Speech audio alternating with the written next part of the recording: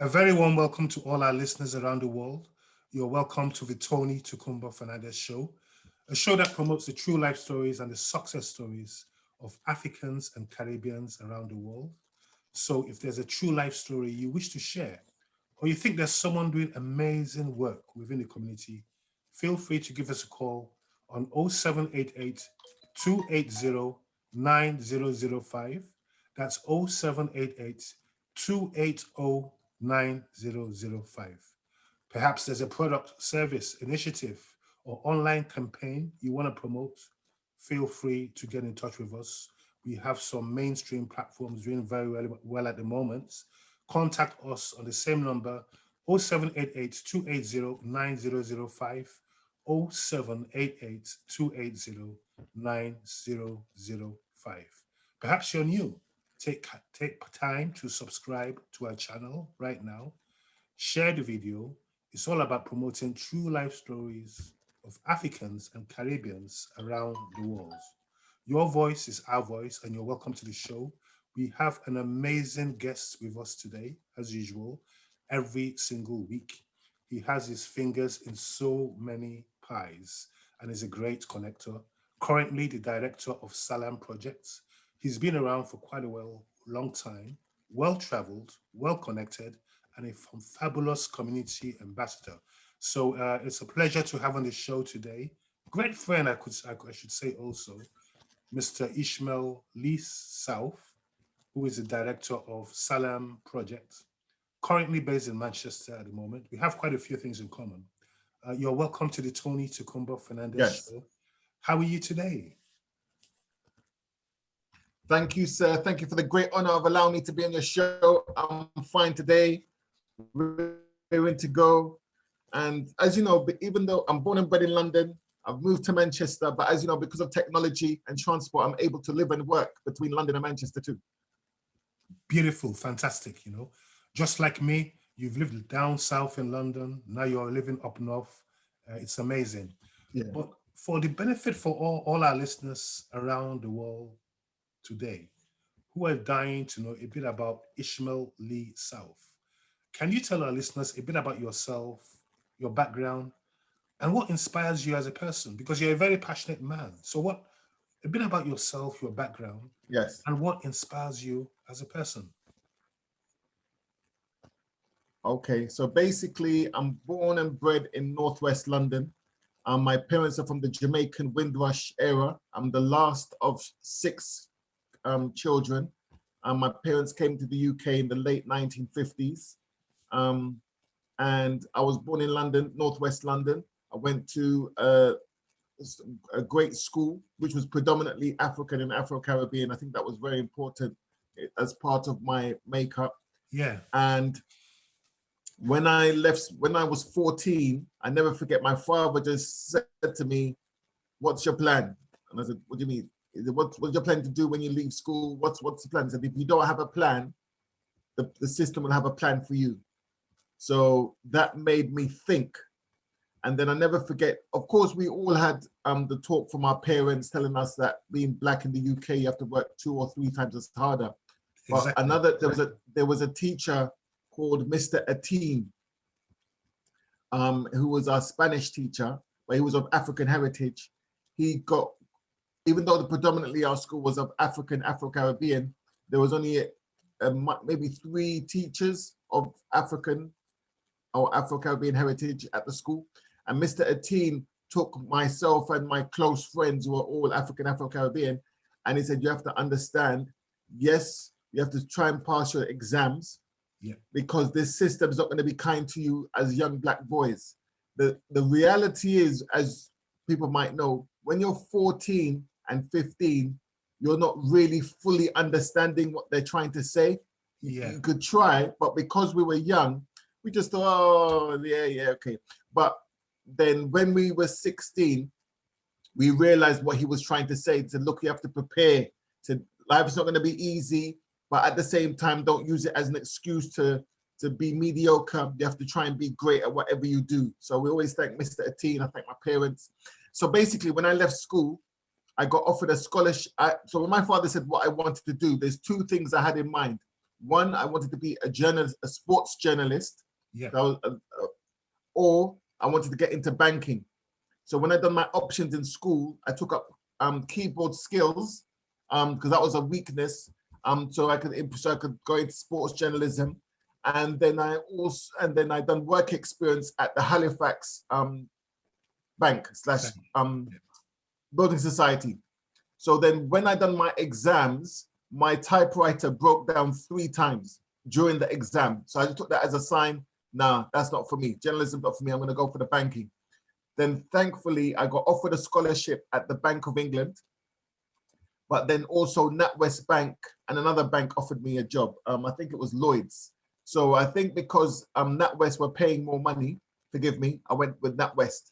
So while working at NatWest Bank, I had aspirations to get into banking, to learn banking, and then to get into stockbroking. That was my initial plan that I wrote out, inspired by my father, because he told me to have a plan and to go for the plan. So while going for my plan, I got offered promotion, I got offered opportunities within NatWest Bank. May God bless them, okay? It was a great learning experience. They got taken over by the Royal Bank of Scotland, and the Royal Bank of Scotland gave me some opportunities as well. My nephew and some of my cousins got involved in gangs. They got involved, and then also as someone who converted to Islam, I also converted to Islam. I saw not many, but a few of my brothers of African and Afro-Caribbean heritage being targeted by hate preachers, by extremists. So what they would do, a lot of the time, a lot of the extremists, they would have a lot of, with all due respect, I don't mean no disrespect to anyone saying this, but this is the only way I could articulate it. People who were like geeks were mostly around them. So what the hate preachers would do, they would look for black men, big, strong black men to join them to be like their bodyguards. And some of these people were my friends. So when I first started to see it, I thought, oh, he's gonna see sense. He knows this guy is a joker. But then when you started to see them on the front page of the newspaper, started to see them on the news, I thought, this is silly, this is crazy. But only, ashamed to say, only when my nephew got involved in a gang, then he got sent to prison. And then while he was put in prison, he was telling me that there were groups who were trying to recruit him, telling him that he could convert to Islam and do gang banging in the name of Islam and do certain extremist things. That's when I said, no, this is serious. I need to do something about it. So then I got involved in youth work first. And when I got involved in youth work in the community, so I was doing youth work in the African, Afro-Caribbean community, as well as among Muslim youths as well. Sorry, so I was seeing a lot of similarities. And then what happened was I used to organize youth programs in Harlesden, Kilburn, Brixton, and Bethnal Green. And these were through my contacts. And I had a lovely brother called Rakim Fatuga Nias, who's of Nigerian heritage, my best friend. When I told him the idea, I want to set up a youth organization that challenges extremism, gang crime, and challenges issues and help Black youths into work and employment. So Rakim said, if you do this, I want to help you, I'll support you. So Rakim, he came in, whenever I wanted to hire a hall, whenever I wanted to book a speaker, he would put in half the money. So he founded with me the Salam project. So while we were organized, we were doing this organically ourselves, self-funded, because I was still working in the bank. So this is something I was doing on the evening and weekends. Beautiful. Unknown to me at the time, undercover police used to attend our programs, okay? Unknown to me at the time, because they were of African and Afro-Caribbean heritage. Unknown to me at the time, the head of the local authority youth services used to attend. Unknown to me at the time, the head of the local authorities community diversity teams used to send assistants to attend. So without me knowing, they were all present. I only found out this years later. And then what happened was someone from the local authority called me in for a meeting and said, look, we got some issues in these schools with our young people. And it's especially with African and Afro-Caribbean kids, including Somali kids as well. and we want you to come and do things because our youth workers are equipped. Because you're already doing the work, we'll just fund you to do it. So I thought it was a bit of a joke. So they said, just give us your bank account, fill in this form, and we sort everything out. So back in my mind, I'm thinking, yeah, these guys aren't serious until, because my wife, who's of Nigerian heritage, she's my accountant, right? So she just called me one day, what have you done? I said, what are you talking about? There's someone just paid in a load of money in your account. And so that's when I said, okay, I'm gonna go part-time at the bank. And then I started to do youth engagement work in schools. So while I was doing this work and I used to go and see my nephew in prison, someone recognized me from a youth event I organized in the prison because she worked as an English teacher. So she came to me and said, look, you need to start up your own organization. Don't work under no one else. And this is what you need to do. Her name was Norwen, a wonderful lady of Asian Kenyan descent. So she taught me how to set up my own organization and to do the things I do. So I was able to set up the Salam project. So when I first started, it was a youth engagement organization. And yeah, so what I done was, when doing it, I was using the principles that I got from while working in banking to be sustainable.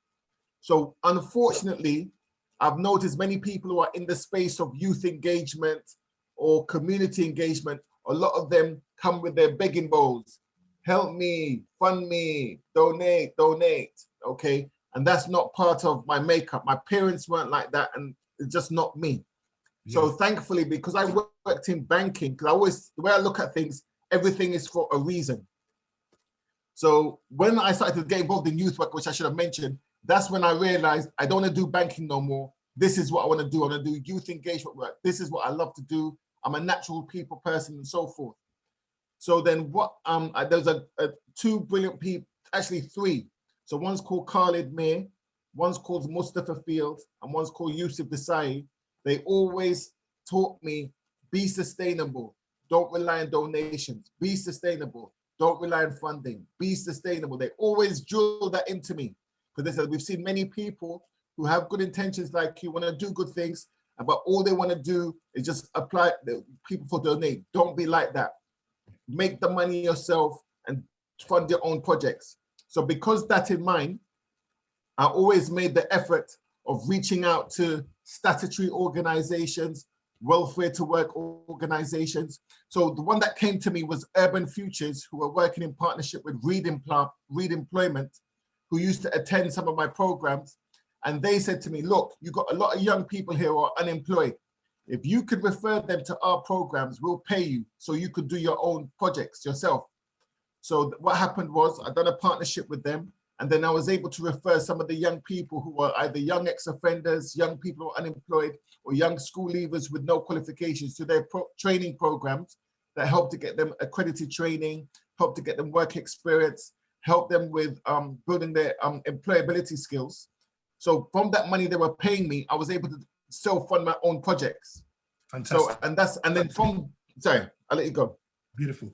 And you know, what's so fascinating is you were able to recognize your calling at a very early stage in your life, and also follow your calling as well, and also be sustainable enough to create a brand and a platform which is not reliant on anyone else.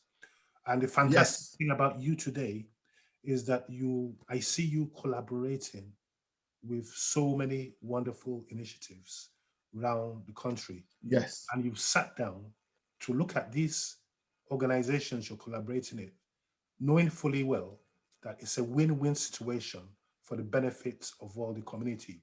And you see, I guess it's all about promoting the true life and success stories of Africans and Caribbeans doing great things around the world. And Ismael, I keep on saying this to you, but I'm so proud of you. But before we let you go, thank you, sir. I'm proud of you too, sir. Beautiful. Before we let you go, can you tell our listeners around the world a bit more about the Salam project, their current initiatives, how people can get involved, and the social media handles available as well for them to contact you? Thank you, sir. So basically, the Salam project are involved in 7 different initiatives. One initiative we're involved in is to encourage Black, African, and Afro-Caribbean Somali organizations to work directly with government advisors and policymakers in creating social change. This is the one where we had the meeting with recently. Last week. Because what's been happening is there's a lot of think tanks, a lot of policy organizations, a lot of civil society organizations who are causing a lot of corruption in between. And a lot of these organizations are racist, that do not cater for the Black community. There are genuine people in the government and there are genuine people in the Black community. So that's a direct community integration we're trying to do. That's the first project. The second project we're doing is Counter Extremism project, where we're trying to promote narratives of challenging extremism. As my wife is of Nigerian origin, her father is a Nigerian Christian. So when I see and hear stories of Nigerian churches getting blown up, it hurts my feelings. And I've been to Nigeria twice, so I know how beautiful, and I'm not just saying it for the sake of it, I know how beautiful the people of Nigeria are. And I never forget one day we went to Jos and we went to this pounded yam restaurant, and a lady said to us that when someone makes us a comment, we have to learn the chapter, the first chapter of the Quran to save us from being killed. If we don't know this chapter, we get killed. So they all knew that. So this issue of extremism radicalization in Africa, especially Nigeria, Mali, and a few other places. So we're doing programs in a way challenging extremism radicalization among African and Afro-Caribbean people. The third project we're doing is a digital training project in partnership with Azalea Academy, which is a British African-owned tech company. And they're giving people training on how to make apps, how to make websites, how to get involved in e-commerce. The fourth project we're involved in is a company called Gateway Community Initiatives, and whereby we're helping ex-offenders to get accredited training and work, paid employment and work experience. But it's a gradual process. First they get the training, then they get work experience, then they get paid jobs. Because one of the main reasons why a lot of ex-offenders are re-offending at such a high rate is because they can't get training and they can't get jobs. The fifth project we're doing is an urban digital mentoring project. I got some wonderful mentors that work with me, Brother Dawood, Brother Al Kamara, Brother Hashim, Brother David, Brother Wayne, all these guys, and Brother Floyd, all these guys are great mentors, but they're doing the mentoring via Skype and Zoom because of COVID. Yeah. So these are helping people to aspire, build their competence, build their resilience, and give our young people strong grounding and foundation. The sixth project we're working on is in partnership with Dragons Football Academy. And this one I'm going to speak to Tony about afterwards, is where we're helping young people who are unemployed between 16 and 24, not in work, not in employment, giving them training, giving them work experience and opportunities for jobs. And if anyone wants to get in touch with the Salam project, the website is www.thesalamproject.org.uk. On Facebook, it's facebook.com/THESALAM project. Instagram.com, THESALAM project. Same with Twitter and same with LinkedIn. And our email address finally is admin@thesalamproject.org.uk. Okay, and that's fantastic. And also, this video will be up on YouTube in the next 2 hours from now for you to see as well. Constantly, we're always proud of your great work. And before we end the interview, on a final notes, what advice do you have for all our listeners around the world today listening? The only thing I can say to our listeners and our viewers around the world is that our youths are in a state of emergency. We have thousands, tens and thousands, hundreds of thousands of our young people who are university graduates, not the ones who are naughties, the ones who done things the right way, university graduates, and they can't get a job, they can't get an opportunity. We need our brothers and sisters who own businesses to give work experience to our younger generation. Our younger generation have to understand from once they're 14, They need to get work experience. This is what makes other communities excel. Don't get me wrong, there's many people in our community excelling too, but we need our business leaders not to give money. I know you might think I'm crazy. We need you to give work experience to our young people so they could be the next leaders of tomorrow. Number two, we need everyone who is our community activists, anyone who's doing youth engagement. We need to find a positive way to work together. You could be Muslim, you could be Christian, you could be Jew, you could be Hebrew, you could be Pan-Africanist. We have to agree to disagree on these issues, but we have to find a way to work together because our young people on the other side of the spectrum involved in knife crime, gang crime, county lines, and all these other issues is getting out of hand. And the only way around it is not relying on the government, not relying on the local authorities, no disrespect to them. We need to take ownership ourselves to alleviate this issue. Okay. On a very final note, next week we will Yes. also be having a guest on the show, all the way in Toronto, Canada, who is a school principal for a school doing amazing stuff. He's a friend, and he's someone I would like to connect you with as well. But while you're here, Whoa, please. touch on an issue here. We live in a society here in the UK where role models are very, very important itself. And you speak to people sometimes and they say, where are the Black male role models? And I keep on telling them they are there. They are there, you know. Yes. Um, Too many. Too many of them, you know. Where do you think the disconnect is, on a very final note, when people keep saying, where are the Black role models?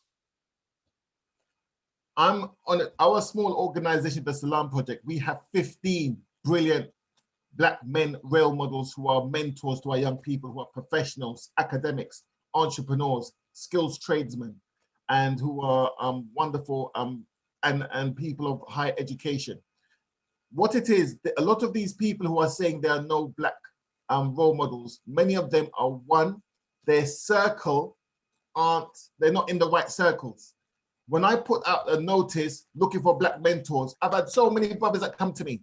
What it is, a lot of these people running these mentor programs, one, they're not Black male led. I know it sounds bad, I know it sounds disrespectful, I'm just gonna keep it 100. Two, they're either homogenized, they're very effeminized. And I know, I don't get me wrong, I love women.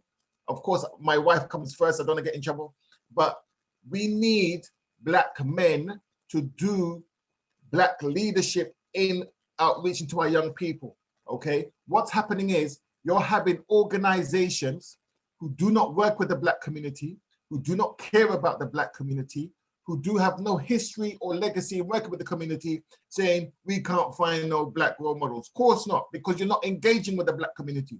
Any organization that has a history and a legacy of working in the Black community can find Black role models easy. And there are thousands of us who are academics, teachers, professionals, skilled tradesmen, entrepreneurs, business owners, social entrepreneurs. What it is, this is a myth. If anyone doesn't know how to get hold of a Black role model, call me, I've got hundreds of them, okay? There's too many, including Tony. So you've heard it all. There are thousands of Black male role models out there. Perhaps yes, you're looking at the wrong places. Perhaps. Join us same time next week.